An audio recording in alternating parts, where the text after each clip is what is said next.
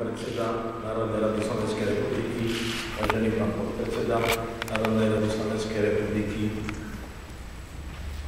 Vaša excelencia veľvyslanec štátu Izrael Alexander Ben-Zvi, vážení predstavitelia diplomatického zboru etablovaného Slovenskej republiky na čele s nunciom, dojenom z diplomatického zboru, vážené dámy a páni, a najmä ľudia, ktorí dnes obdržia medailu Yad Vashem, spravodlivý medzinárod.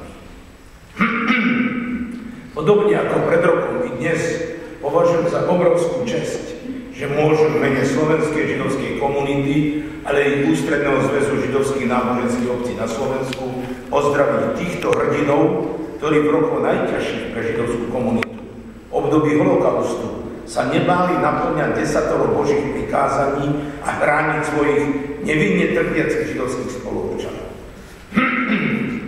Na Slovensku je viac ako 500 takýchto čestných, slušných a najmä odvážnych ľudí, ktorých ocenenie je možné udeľovať žalbou až od roku 1989, pretože predtým Slovensko nemalo diplomatické vzťahy so štátom Izrael.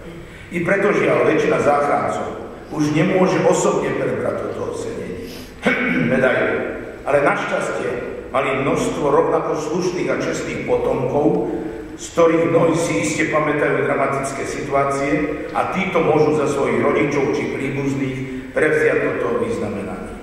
Je pre mňa veľkým zadosťučinením a potešením, že dnes k tomu veľkému počtu ľudí, ktorým už bolo udelené ocenenie medailou Yad Vashem spravodlivý medzi národmi a ktorých počet percentuálne umiestňuje Slovensko v počte takýchto zachránených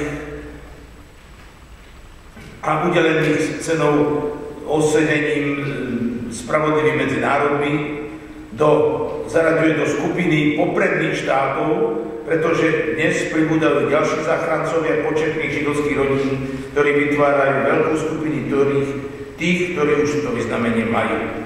Dovolte mi prosím, aby som významne ocenil všetkých týchto vyznamenaných, najmä preto, že vďaka ním prežili naši súverci, ktorí inak boli odsúdení do transportov do koncentračných táborov s označením návrat nežiaduci a teda odsúdených smrti. O to viac si treba ceniť ľudí, ktorí našli a vedeli, čo je človek s veľkým Č.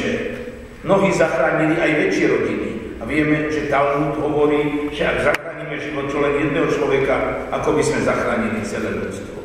A tak dovolte, aby som sa hlboko poklonil a poďakoval a vyjadril svoju hlbokú úctu k ľuďom, ktorí dokázali v najhorších a najstrašnejších časov pre židovskú komunitu byť odvážnym vážnym. A dnes ma ešte viac teší toto udelenie medaily Yad Vashem spravodlivý medzinárodný preto, lebo medzi zachránenými sú tu dnes naši príbuzní rodina Lauferova v počte 10 ľudí i so svojimi deťmi a vnúčaťami, ktorí by sa nikdy neboli narodili a ktorí si preto veľmi dobre uvedomujú svoju nesmiernu vďaku voči ľuďom, ktorí im zachránili život. Admea Bestrim Shana.